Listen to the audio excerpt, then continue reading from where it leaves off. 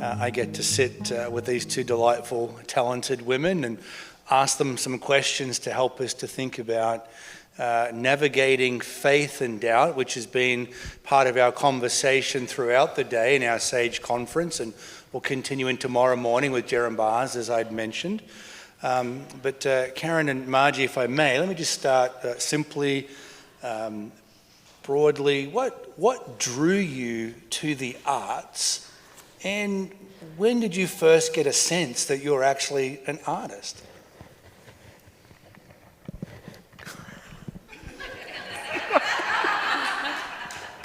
You can see this is carefully choreographed. I thought by choosing this seat, I'd be like last. No such luck. No such luck. What drew me to the arts, the thing that I remember feeling first connected to was rhyme and poetry. And I remember being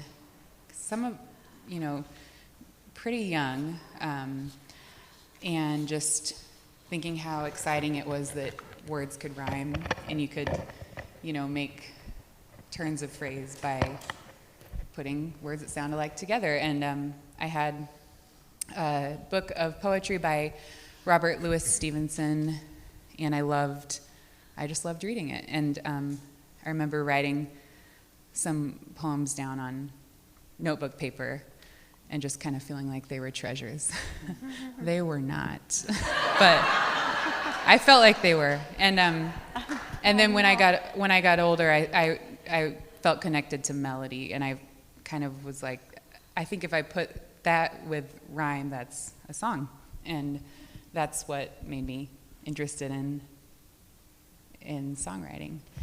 And if I can just push a little, when did you move beyond, this is interesting to me, maybe I can share this with others?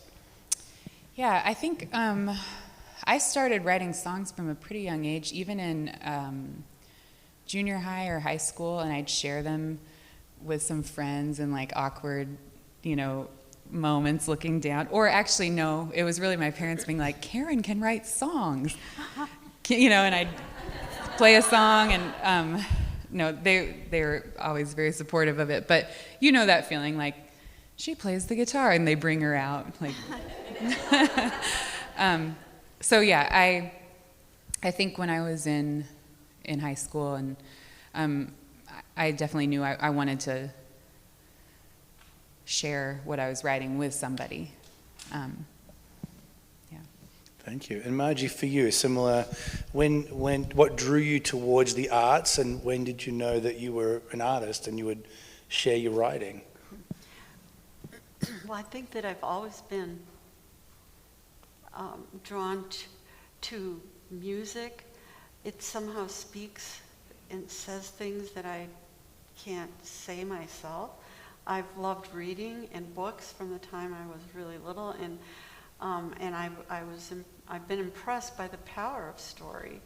And when Dennis and I began our ministry, and it was clear that we needed to write what's called prayer letter, it seemed like I was going to be the one that had to do that, and I didn't want to. I felt like so many of the prayer letters we received were so boring. They were like dead boring, even though I loved the people and I wanted to pray for them and all. So I began doing that, and I think that I built my craft of writing over the years by doing something called Notes from Toad Hall. And it wasn't an easy process, because I would write and then I'd bring it to Dennis and say, well, what do you think? And I just wanted praise. That was all I wanted, praise. And he would critique it, and I'd be so angry. I would be so upset with him then. So we'd have this big fight. And here I was trying to write about what God was doing in our lives as a ministry, and we were having a crisis in our marriage every time I wrote. So anyway, I eventually got over that. Didn't I, Dennis? He says, maybe. Good answer.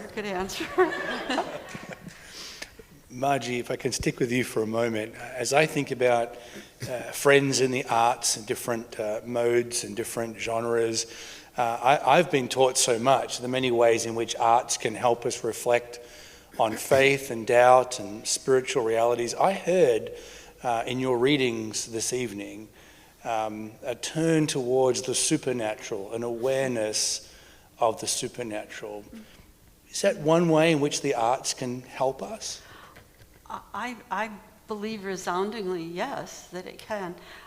Every Sunday in church, we repeat the Nicene Creed, which starts out, I believe in God the Father Almighty, the maker of heaven and earth, of all things visible and invisible. And I feel like artists play a role between what is visible and invisible, and that we kind of stand at that interface and we invite people in to the invisible, to the supernatural. And also, I just learned this recently. Dr. Schaefer used to often say, and he was this big idea person, you'd think, but he was so much more than that. And he would say this: the supernatural is right there. I thought, it is.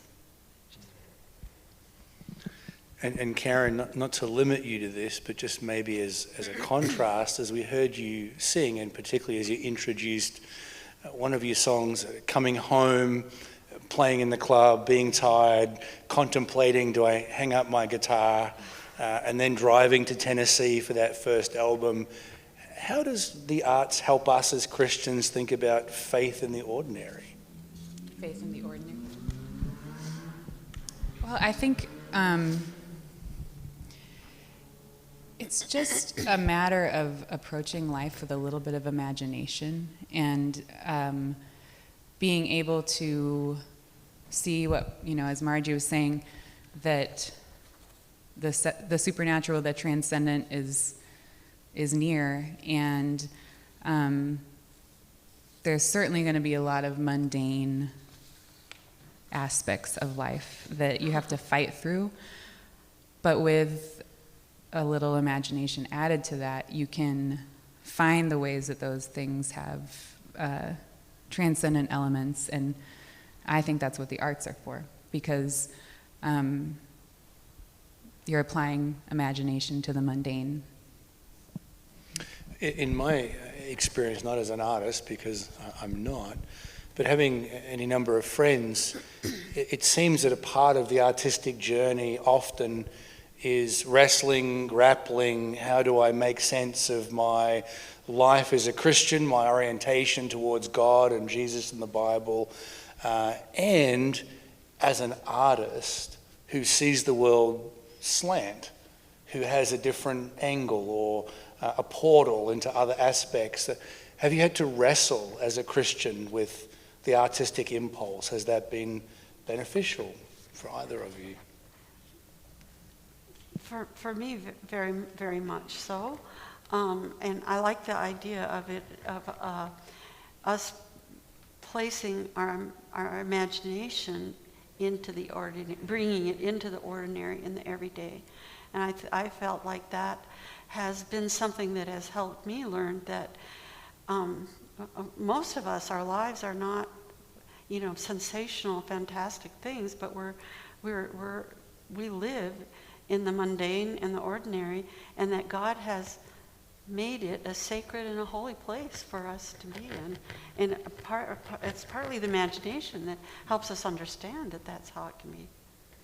Yes. Not sure there's anything to add, Karen? Yeah, I'm trying to retrace to the original question, just thinking about wrestling within the arts. Is that what it was? Has that been a part of your journey? Does being an artist, has that been an easy connection to Christian faith? Some people experience those as two very separate worlds. Sometimes the church has not supported artists in their endeavor. What's your journey been? Yeah, I think that I've always felt a lot of freedom when it comes from God to create. I felt less freedom around other Christians. And so I think that's probably more where my journey has been, is I feel like there's no limit to the things you can explore in the form of song. And so it's kind of going into that with such excitement to see, how you can explore different stories, different aspects of humanity, whether sacred or profane. But then I guess it's more been a journey of how to do that in the context of being involved in Christian communities. Okay. As I hear you invoke the language of no limits and feeling the freedom of God, I'm sure we can imagine there are some Christians who really struggle with the arts. And I'm just wondering, in the context of our weekend, as we think about faith and doubt and the cultural moment, what might you say, either of you say, to that parent or grandparent who has a child, a loved one drawn towards the arts, full of imagination, and yet they're deeply suspicious of the arts? How do we assure them, help them? Any thoughts there? Oh, I think that even this morning, Zach referenced some things about Jesus' life and what he was doing with his ministry here on earth, is that he almost always told stories, which often, and that is what really touched his listeners if they had ears to hear it. And I've always felt that there's much more power. Well, I don't want to say much more, but there's power in telling a story versus just simply being didactic or pedagogy, whatever. It's the power of the human interactions that happen when you tell a good story. It's always nice when we can hide behind Jesus. He did it. Oh, yeah.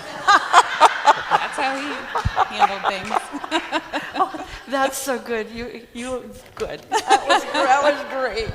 I'm just out of reach, if you notice. Yeah, right. But I think that people do not somehow they don't see the Gospels as Jesus telling stories. Somehow, as Christians, they've somehow lost touch with the idea that, hey, wait a minute, that was a story about a father who and his son, or two sons, or that was a story about a farmer, and hey, what does that have to do with real life? But it had everything to do with it, I don't know. And the same with songs. I don't think that they have to even mention God or have some religious vocabulary in it while at the same time we could just say something about that has touched me, something that God has created has made beautiful. Yeah, I think that in terms of the question of, if someone is suspicious of the arts or sort of afraid of it, thinking about my experience with it, I remember my dad, who is an artist himself, and, but he was curious why I was always writing songs in the minor key. You can imagine a parent being like, are you all right? And some of my songs when I was a teenager were really angsty, and they still are, but I try to sprinkle in a little, other stuff in there now. But I remember reflecting later and just feeling because that's where I live. I live in the minor key. And I think that to understand that your children or grandchildren, nieces or nephews will connect with different parts of life, different keys, different, tones, and whatever they're connecting with is going to be revealing some sort of truth to their soul. And it's, again, if you apply some imagination to that, it's very exciting to think about why certain genres of music or whatever the artistic form may be appeal to somebody.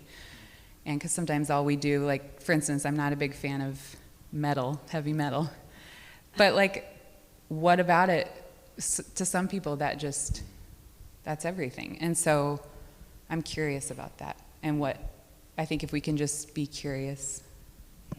Thank you. And I think even too, whether it's metal, whether it's Americana, roots, one of the glories of the arts is they do they do take into account, or they do address personality, temperament, history. There's a great range there. As I think about that range, Margie, I want to come back to you. You occupy a particular space. You write memoirs. Now, I'm going to ask a cheeky question, okay? When I think of literature and I think of story, narrative, all those things, I'm often shown the world, brought into experiences. I've heard some people question those who write memoirs as bordering on narcissism. Why are they telling us about themselves? You want to speak back to that? An apologetic for memoir. Well, I think that's a very legitimate question, because it could be seen as really egotistical and self-absorbed. And to think that anyone wants to hear about your little peccadillos and your little minor victories, I think not, no. But I also think that there are important reasons for sharing our stories. And not just me as a writer, but I think that it's legitimate for any of you out there to be sharing your life story with others. And in fact, Frederick Buechner supports me in this, Mark. He writes, "To lose track of our stories is to be profoundly impoverished, not only humanly, but also spiritually." So that I think that if I write my stories anywhere near well, then you may recognize yourself in them and realize that it's part of your story too. And that's, to me, that's one of the beautiful things about writing. And I will have to also confess or say that I think that the trend in our culture too is that you can, even if as a memoirist, you can write whatever you want. In fact, I heard an author once say, "Don't let the truth get in the way of a good story." Whereas I completely disagree with that. I feel like if I can't write my own story truthfully without embellishing it and being dishonest to make a good point or laugh, I shouldn't be writing then. So anyway, that's my bit. Thank you. As we just reflect more broadly, kind of zooming out, two women occupying artistic space, contributing your gifts for others to receive and reflect on. As you've engaged that space, as you've continued to offer your work, who has been helpful to you? Who has helped you as a Christian and as an artist? What are some of the resources that you would want others to be aware of? That can be for either, for both. Resources or people? People, yeah, things you've read, practices you've encountered. Do you want to go? I don't want to. So Sure, go. yeah. Okay. This will seem like they paid me, but Dennis and Margie have been a big influence in my life in terms of coming from such a young age, being interested in the arts, and I got her prayer letter, which was, I read notes from Toad Hall and I read Dennis's publication, and so having people that have such an ability to see so much nuance within the arts and faith, that's even if they weren't here, that's an answer I would give. And then I think of, I was also a big fan of Francis Schaeffer growing up, like kind of a nerdy poster child sometimes. And when I got his complete works for Christmas, I told my friends and they were like, So, but he's somebody that, wrote about the arts, and just anybody that was able to give me the freedom to create without being confined to like a specific expression of lyricism or faith-based music or things like that have been really meaningful to me. Mm-hmm. I think I have to give a nod also to the Schaeffers and the work that they did. Mrs. Schaeffer especially was very, very supportive of the arts, and she also taught me what it meant to be artful in everyday life, that it was okay I did, and for a while, Dennis and I were involved with a group that was very austere, and they were they were aesthetes. Is that the way you say it? And for a while, we lived in order to try to live this out rightly.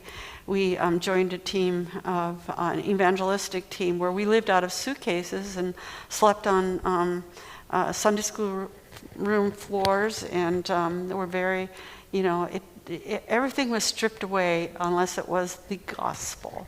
And it was such a barren life. And so to discover the richness of life in so many ways, it applied to all parts of our life. What would you say to your younger selves in terms of your Christian journey and your development in the arts? If you had the chance to revisit at a certain stage, a certain moment in time, what encouragement would you offer? What advice would you give to yourselves? How does one nourish their life as Christians in the arts? I think you need to surround yourself with people, with other artistic people who are doing good work, and don't settle for things that are just really second rate. Yeah, that's one thing I would say.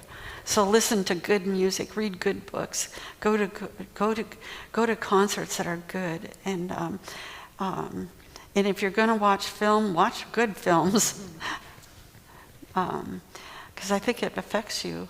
What you ingest, what you take in, is going to affect the practice of your own art. Yeah, I was going to use the word surround yourself with other artists, or have a group of people that you can feel the freedom to express your insecurities to, so that you can then go forward and create with more confidence. I think that that's important too. Like, I just have had different people in my life, or circles where it's a safe space to kind of fall apart and think I don't have anything to offer. And these are genuine friendships where they're not just like trying to, tell me I'm great for the sake of flattering me, but saying, we believe that you have something to bring to the world. And I value those kinds of things a lot, because I go through so many ups and downs, and so having kind of the people in your life who know I'm going to come to you all the time with these insecurities, and they're kind enough to keep bearing with you. Yeah. Perhaps I can give a last word to you both as we sit here, as we think about artistry, as we think about walking in the wisdom of Jesus, as we navigate faith and doubt. Any parting thoughts to leave with us? Anything that we want to take and think about tonight as we make our way home? Could you rephrase that? Sure. As we just conclude, anything that we haven't gotten to, anything that you as artists and as fellow travelers in the Christian way might like to leave with us? Go ahead. I have to think, I always use the excuse I'm a writer, and I have to have a pencil in my hand to think and to write, but to speak extemporaneously, I'm really bad at it. But I want to come up with a good answer, because I want to do a mic drop, because I never have a cordless.